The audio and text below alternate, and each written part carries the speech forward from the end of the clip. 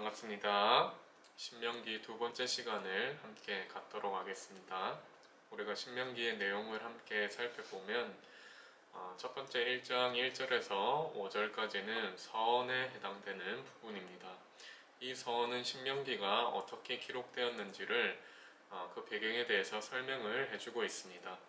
모세는 특별히 지리적으로 그리고 연대기적인 배경으로 그 설정 가운데 설명을 하면서 신명기를 시작하고 있습니다.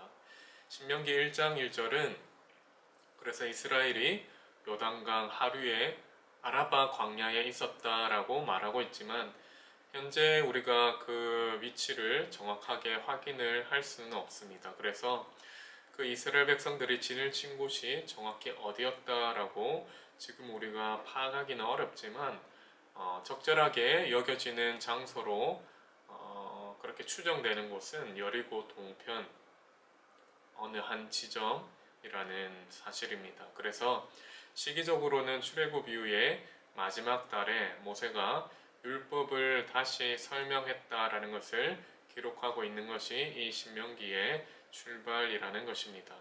신명기 1장 3절에서 나타나고 있는 것처럼 이스라엘은 40년 이상 광야에서 방황을 하게 되었습니다. 그 상황 가운데에서 모세는 이제 왜 그들이 방황할 수밖에 없었는가 그것을 설명하고 이제 새로운 세대 이스라엘 백성들이 어떻게 해야 하는가 그것을 보여주고 있다라는 것입니다. 광야 생활을 통해서 출애굽 1세대들이 다 죽게 되고 이제 새롭게 출애굽 2세대들이 남아있는 가운데 모세가 그들에게 하나님의 율법을 다시 가르치고 있는 이유는 율법에 대한 순종 여부가 그들의 그들의 이제 장래를 앞으로의 출애굽 2세대의 삶을 결정하게 될 것이기 때문에 지금 모세가 신명기를 기록해서 이스라엘 백성들, 특별히 출애굽 2세대, 새로운 세대들에게 전하고 있는 것을 보게 되는 것입니다. 우리가 1장 6절부터 4장 43절까지는 그래서 모세의 역사적인 회고에 대한 부분을 살펴보게 됩니다.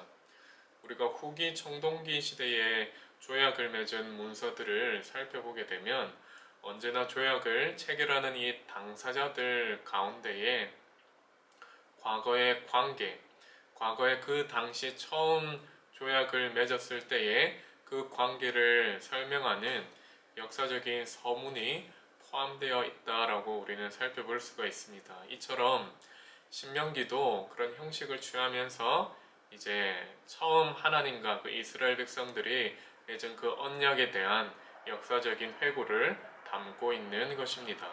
그래서 모세는 시내산을 떠날 때부터 이제 현재까지의 이 광야 여정을 다시금 회고하면서 돌아보면서 하나님이 주신 약속을 돌아봅니다. 그리고 하나님이 주신 은혜, 하나님이 베풀어 주신 그 능력과 은혜들에 대해서 살펴보고 그리고 그에 대한 이스라엘의 불순종의 모습을 돌아보면서 이것을 대조하고 있는 것입니다. 즉 우리가 앞서 살펴본 민수기의 그 불순종의 역사를 다시금 요약하고 있다라고 해도 과언이 아닐 것입니다.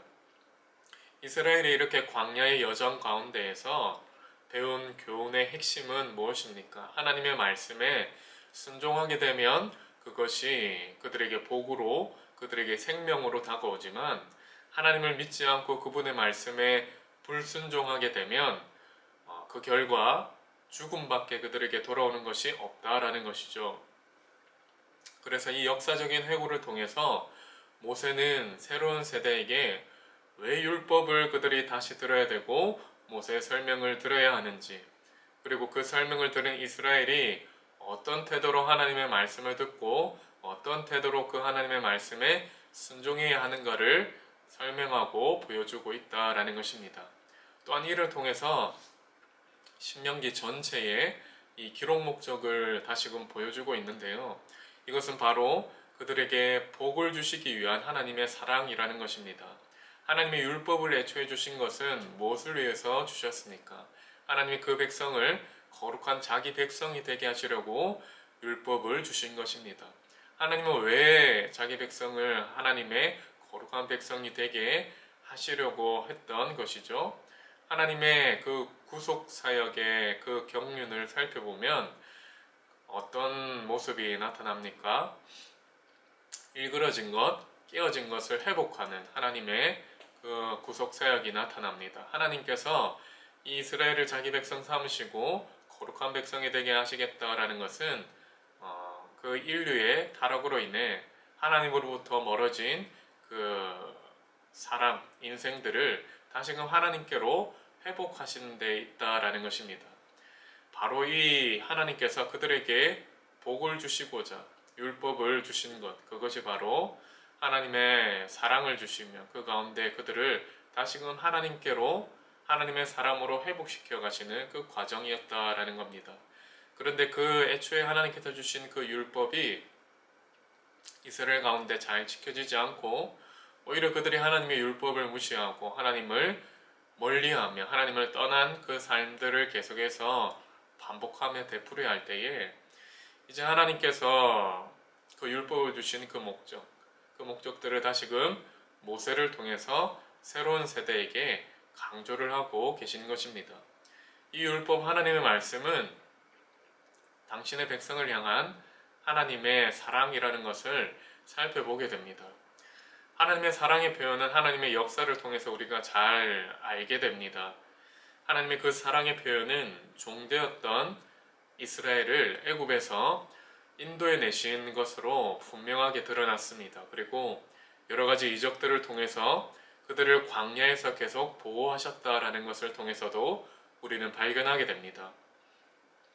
그리고 그들에게 하나님을 온전히 섬길 수 있는 하나님 앞에서 거룩함으로 나아올 수 있는 그 말씀, 그 규례, 그 율법을 전해 주시는 것입니다. 그래서 이스라엘에게 가장 필요한 것은 하나님의 사랑을 기억하는 것입니다. 하나님의 사랑을 기억하고 이들이 약속의 땅에 들어가더라도 하나님이 주신 율법을 잊지 않고 그 율법에 온전히 순종하는 삶을 살아가는 것입니다.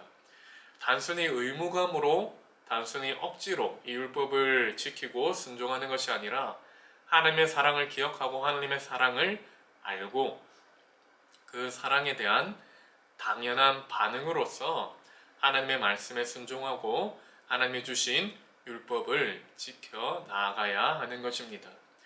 하나님의 말씀에 순종하는 길은 결국 그래서 하나님의 백성에게 가장 좋은 길, 가장 복된 길, 가장 생명으로 가는 길이라는 것을 보여주고 있는 것입니다. 우리가 그래서 신명기 4장 44절부터 26장까지는 이 율법에 대한 순종을 요구하는 그 말씀, 그리고 그 율법에 대한 설명의 내용들이 계속해서 이어지고 있는 것을 보게 됩니다. 모세는 하나님이 출애굽 1세대와 맺으신 이 언약이 새로운 세대에게도 여전히 적용되고 유효하다는 것을 선언하면서 10계명을 시작으로 해서 다시 이 시내산의 율법들을 설명하고 있는 것을 보게 됩니다. 그리고 11장까지는 이 율법 순종에 대한 원칙, 어떤 원칙을 가지고 이 율법을 순종할 것인가에 대한 그 원칙과 이 율법을 지켜야 하는 목적, 그것들을 설명하고 이 율법 하나님의 말씀에 대한 순종을 요구하는, 촉구하는 그 설교를 하고 있는 것을 보게 됩니다. 언약의 핵심은 무엇입니까? 앞서 말씀드렸듯이 하나님의 사랑입니다. 하나님이 여전히 사랑하시기에 그들을 보호하시고 지키시는 하나님이시라는 사실입니다. 그러나 하나님의 백성이 하나님께 그럼에도 불구하고 불순종하고 율법을 지키지 않는다면 하나님의 사랑이 여전하지만 그들의 불순종으로 인해서 그들이 망하게 된다라는 사실입니다. 신명기 12장부터 26장까지는 그래서 시내 광야에서 하나님이 주신 이 율법, 그리고 새롭게 첨가되는 율법들이 등장하는 것을 보게 됩니다. 12장과 13장은 우상에 대해서, 그리고 다른 신을 섬기는 것에 대해서, 14장은 정결과 부정에 관한 법, 그리고 11조 제도에 대해, 15장은 안식년, 그리고 종과 초태생에 관한 규례를 말씀하고 있습니다. 16장은 이어서 절기인 유월절, 칠칠절, 초막절에 관한 규례, 그리고 재판장에 관한 규례를 말하고 있고 17장은 또 등장하는 우상숭배에 대해서, 그리고 재판에 대한 규례, 왕에 대한 규례를 말하고 있습니다. 18장은 레위인과 점쟁이 그리고 선지자에 대한 규례를, 19장은 도피성 제도에 대해서, 그리고 지계표, 이 지계표는 이웃의 경계표를 옮기지 말라라는 그 규례에 대해서 말씀을 하고 있습니다. 20장 말씀은 전쟁에 대한 규례들을 말씀하는데, 이 전쟁에 대한 규례들을 통해서 이스라엘 백성들이 깨달아야 했던 그 목적은 하나님의 왕되심을 알고 그들이 두려워하지 말라라는 그런 중심입니다.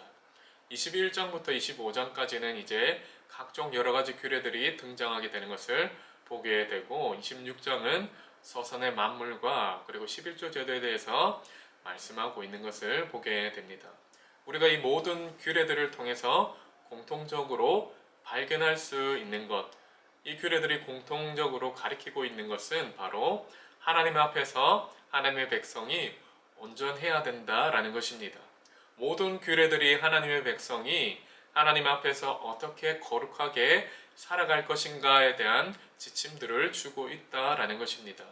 특별히 우리가 규례들 사이에서 반복해서 나타나는 부분이 있는데요. 그것은 바로 이웃을 배려하고 이웃을 사랑하라 라는 것입니다. 이는 하나님께서 계명을 주실 때 하나님을 사랑하고 이웃을 사랑하라 라는 계명을 주신 것을 다시금 상기시키게 하는 부분입니다. 우리가 27장에서 30장까지를 살펴보면 이제 이스라엘 백성들이 축복과 저주를 선언하는 예식을 하나님께서 말씀하신 세겜 땅, 여호와께서 하나님께서 아브라함에게 처음 나타나셨던 그곳에서 행해야 했다라는 것을 살펴보게 됩니다. 이들은 가나안 땅을 정복한 이후에 그곳에 기념비를 세우고 기념비의 표면에 언약의 내용들을 기록하고 하나님을 향한 그 신뢰와 충성의 고백을 올려드려야 했습니다. 우리는 이것을 여호수아 8장에서 그 말씀이 실현되었다라는 것을 살펴보게 됩니다. 이스라엘 백성이 순종할 때에 받는 축복, 그리고 불순종했을 때에 받는 저주를 낭독하기 위해서 그들은 백성을 둘로 나뉘어서 6지파는 그리심산에, 그리고 6지파는 에발산 위에 서도록 했습니다. 그리고 언약궤와 레위인은 그 두 산 사이에 계곡에 남아서 레위인들이 낭독을 하는 대로 백성들은 아멘이라고 외치며 화답하고 동의를 표해야 했습니다. 이때 나열된 언약의 그 조항들은 모든 조항들을 다 나열한 것은 아니고 대표적인 성격을 띠는 것들을 통해 언약을 나열하고 그들이 그 낭독에 대해서 아멘이라고 화답하였다라는 것을 보게 됩니다. 중요한 것은 하나님의 말씀에 순종하는 데 있어서 이스라엘이 이미 그 말씀에 순종하는 그 힘을 이미 공급받았다라는 것입니다. 이스라엘은 스스로 하나님의 말씀에 선택을 해야 했으며 그들이 순종할 것인지 불순종할 것인지를 선택할 수가 있었습니다. 그래서 이들은 순종하고 복을 받는 자리에 그들이 직접 들어갈 수 있고, 또 불순종하고 진노를 경험하는 자리에 그 자리에 그들이 선택하고 들어갈 수가 있었다라는 것입니다. 그렇기 때문에 모세는 이 백성들에게 너희가 좋은 것을 선택하고 하나님의 복을 받는 자리로 나아갈 것을 권면하고 있는 것입니다. 우리가 31장부터 34장을 살펴보면 이제 고대 근동사회에서 쌍방의 조약이 체결될 때 그 문서를 이후에 참고할 수 있도록 철을 한 뒤에 보관을 하였다라는 기록을 살펴볼 수가 있는데요. 이제 모세는 언약서인 이 신명기 역시 그러한 의도와 목적을 가지고 기록을 한 것입니다. 여호수아와 이스라엘 백성들에게 곧 있을 그 약속의 땅을 위한 정복을 향해 격려를 하고 이 신명기 말씀을 언약궤 안에 넣어서 매 7년마다 그 율법의 말씀을 백성에게 들려줄 것을 지시하였습니다. 그래서 이스라엘 백성들이 언약을 계속해서 지키고 영적인 쇠약과 쇠퇴로부터 벗어나도록 그렇게 의도를 한 것입니다. 모세는 그리고 여호수아에게 지도권을 위임하면서 넘겨주면서 마지막으로 하나님의 율법에 대한 노래를 지어서 이스라엘에게 부르도록 합니다.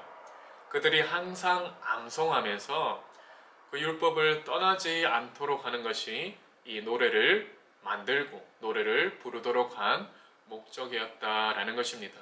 그래서 우리는 모세가 지은 이 노래를 통해 이 신명기가 말하고 있는 그 목적 그리고 그 신학 그리고 내용들을 압축적으로 살펴볼 수 있는 것입니다. 우리가 결론적으로 신명기를 살펴보면요. 신명기는 하나님의 백성, 이 이스라엘 백성뿐만 아니라 오늘 우리들 또한 어떻게 하나님 앞에서 그 믿음을 가지며 살아갈 것인가를 보여주고 있는 중요한 지침서라고 할 수 있습니다. 우리를 향해 베풀어 주신 그 하나님의 놀라운 사랑을 우리가 목도할 때에 예수 그리스도를 통해 우리에게 베풀어 주신 그 놀라운 사랑들을 볼 때에 또 우리가 하나님 안에서 살아갈 수 있도록 우리에게 주신 이 하나님의 말씀을 접하게 될 때에 우리가 보여야 할 반응은 하나님 말씀 앞에 온전하게 반응하고 하나님을 사랑하는 것을 우리도 실천하는 것입니다. 그 하나님을 사랑하는 것에 대한 실천은 하나님의 말씀에 순종하는 것을 통해 나타낼 수 있다라는 것이죠. 그래서 말씀에 대한 순종이라고 할 때 우리는 이 순종이 우리의 의무로서 우리가 억지로서 하나님의 말씀에 순종한다라는 것이 아니라 하나님을 사랑하는 그 사랑으로부터 발현되는 진정한 고백, 진정한 삶의 표현이라는 것을 살펴보게 됩니다.